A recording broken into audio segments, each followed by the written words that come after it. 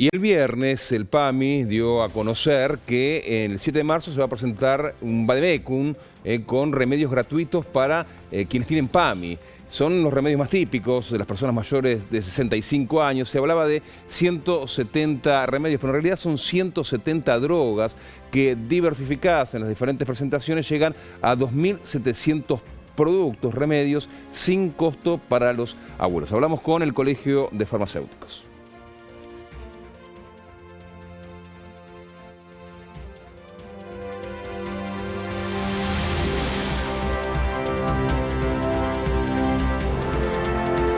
De esta manera, a partir de marzo, según anunció Luana Volnovich, estará listo este vademecum que lo que busca es cubrir un déficit que venían sufriendo las personas que están afiliadas al PAMI en los últimos años, con muchos de los remedios que eran de cobertura al 100% para el PAMI, pero que se habían reducido a coberturas que llegaban al 60% y que en el mejor de los casos al 70%. Bueno, se regresa entonces a la política de remedios con cobertura del 100%, y te reitero, son los remedios más habituales que se utilizan para problemas hepáticos, para problemas de presión, para diabetes. Son 170 drogas que tienen diferentes presentaciones, y te decía, son 2.700 los productos aproximadamente que tendrán una cobertura del 100%. Es una necesidad que los adultos mayores tengan los medicamentos gratuitos. ¿Por qué? Porque nosotros tenemos medido que el 40% de la jubilación mínima se lo gastan en medicamentos o invierten en medicamentos. Entonces, ¿cómo viven si casi la mitad de la mínima se la gastan en medicamentos? O sea, ¿cómo comen, cómo pagan los servicios, cómo alquilan? Imposible.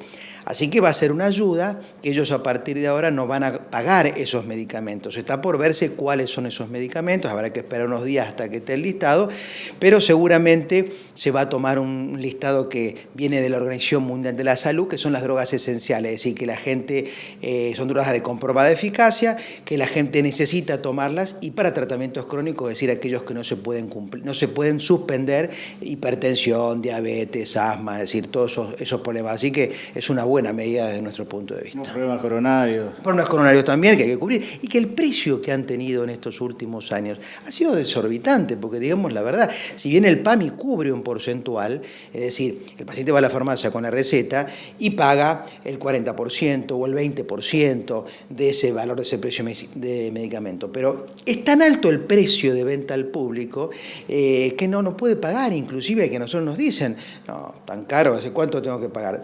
Qué sé yo, 800, 900, 1.100 pesos, bueno, después vengo. La diferencia, ¿no es cierto? El costo es tan carísimo. Por eso, el hecho de que el PAMI los compre a estas 170 drogas, se distribuyan en la farmacia y se entreguen gratuitamente en la farmacia, inclusive es beneficio para la farmacia. ¿Por qué digo esto? Porque la farmacia está comprando el medicamento que muchas veces se le vence y después está rogando que el propio PAMI le pague este valor de prestación. Eso desfinancia la farmacia. Entonces nosotros entendemos que si estas 170 drogas se compran anticipadamente, primero el PAMI las va a comprar mucho más económicamente, que eso nosotros le estábamos pidiendo al PAMI inclusive anterior. Y segundo, la farmacia cobra un honorario por dispensación y ya no tiene que invertir en comprar ese medicamento y esperar que se lo salden, ¿no? Claro, este anuncio de los medicamentos se dio también en el marco de los anuncios del aumento del mes de marzo para los jubilados, que tendrá mayores beneficios para quienes cobran menos. Exactamente, estamos en comunicación telefónica con Miguel Ángel Fernández Pastor, él es abogado previsionalista. ¿Qué tal, Miguel Ángel? ¿Cómo le va? Muy buenos días. Buen día, ¿cómo andan? Bueno, ¿cómo podría definir, doctor, la política de aumentos que se va a aplicar a partir del mes de marzo con lo dispuesto por el Gobierno Nacional? Yo lo definiría como un cambio de lógica de lo que venía ocurriendo hasta el 10 de diciembre, porque uno debe sumar una serie de cuestiones, debe sumar al aumento de la movilidad del mes de marzo, debe sumar lo de los medicamentos que ustedes estaban hablando recién, y el tema de las tarifas. Si uno ve que se han congelado tarifas, que se ha tomado una medida histórica como el tema de los medicamentos, y a su vez la decisión de otorgar los aumentos empieza beneficiando a los que menos tienen, hay una lógica nueva que es trabajar por los más vulnerables. Y bueno, y después a los otros nos llegará el turno paulatinamente, pero bueno, ya en 3 meses haber avanzado en ese sentido y haber invertido una lógica de esa característica me parece que es muy importante. Doctor, se habla de un 13% en los casos de las jubilaciones mínimas y también para las asignaciones universales por hijo. ¿De qué manera entonces esto va a incrementar los salarios que perciben los jubilados?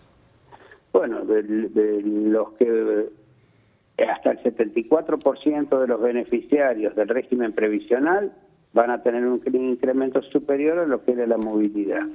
Del conjunto de beneficiarios, que incluye efectivamente la asignación universal por hijo, las pensiones no contributivas, el 86% van a tener un beneficio superior a lo que tenían, a lo que preveía la fórmula de movilidad. Hay un grupo que yo creo que hay que trabajar muy fuertemente y rápidamente. En el próximo trimestre debería tratar de encontrarse una salida, que es aquellos que ganan entre 16.200 y los 30, 40 o 50.000 pesos o 60.000, que esos han quedado bastante, o quedarían en esta ecuación bastante rezagados. Y bueno, y los otros, entre los que yo mismo estoy, creo que tenemos que tener la paciencia suficiente para esperar que la economía empiece a funcionar para poder recibir la parte que nos corresponde. Yo cada vez que tengo oportunidad de hablar de estos temas recuerdo que este mismo camino que hoy está recorriendo Alberto Fernández es el que recorrió Néstor Kirchner cuando la crisis parecía terminar en la Argentina, y en definitiva sus frutos los dio porque la Argentina logró salir de esa crisis. Doctor, usted habla de un cambio de lógica. Ese cambio de lógica también se va a poder observar, porque en los próximos 3 meses tiene que buscarse una forma de poder medir de manera automática los aumentos a la tercera edad, a las jubilaciones y a las pensiones. En ese cambio de lógica, ¿cómo imagina usted qué se va a tomar en cuenta para dar los aumentos? Bueno, yo soy ferviente partidario de utilizar la fórmula anterior que tenía la recaudación y los salarios, tenía una ecuación entre la recaudación y los salarios 50 y 50, y creo que hay que dejar de lado esta fórmula como era la fórmula Pichetto, la fórmula del gobierno anterior, que hacía 70% inflación, 30% RIP, el RIP que no representa el verdadero índice de crecimiento del salario. Así que yo creo que hay que trabajar con esa vieja fórmula y por ahí se le puede ayornar alguna otra cuestión. A ver, doctor, pero si bien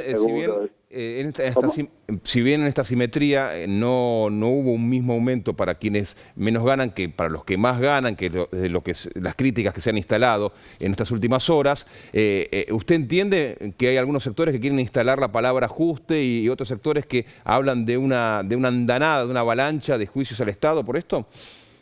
Bueno, yo creo que los titulares de los diarios de ayer, con título catástrofe, el ajuste es absolutamente injusto y falso, no se condice con la realidad, porque primero deberían hacerse cargo del desastre de lo que pasó, para poder decir si efectivamente el gobierno no hace todo lo que tiene que hacer.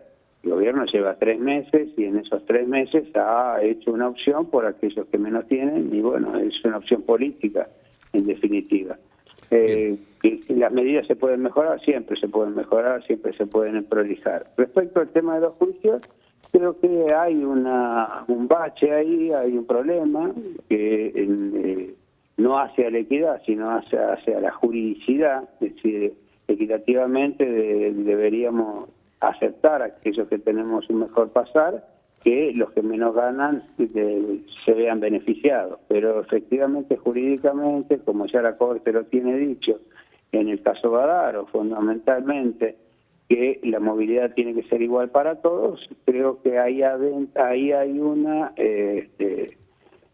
problema, pero bueno, habrá que afrontarlo, como todos los problemas que afronta un país. Doctor, para finalizar, ¿qué nos puede decir con respecto a esta última noticia, ¿no? Se ha avanzado bastante en lo que tiene que ver con los jubilados, pero ¿qué es lo que faltaría puntualmente para regularizar su situación? Bueno, yo insisto en aquellos que están en la franja media. Yo creo que esos que están en la franja media hay que encontrarle lo más rápidamente posible una mejora, porque, bueno, había que fijar una fecha, lugar de corte y se optó por los 3/4, digamos, por decirlo de una manera, al 75% de los beneficiarios. Y bueno, y ahí dejó afuera, o dejó en cierto modo bastante vulnerable al resto hasta los 40, 50 o 60 mil pesos. Yo creo que el próximo trimestre debería trabajarse muy fuertemente en ese grupo de personas y a su vez trabajar también muy fuertemente en dar una fórmula de movilidad que sea razonable y equitativa. Fernández Pastor, doctor, muchas gracias por este contacto con la televisión pública. No, gracias a ustedes por llamar. Bien, vamos a la pausa.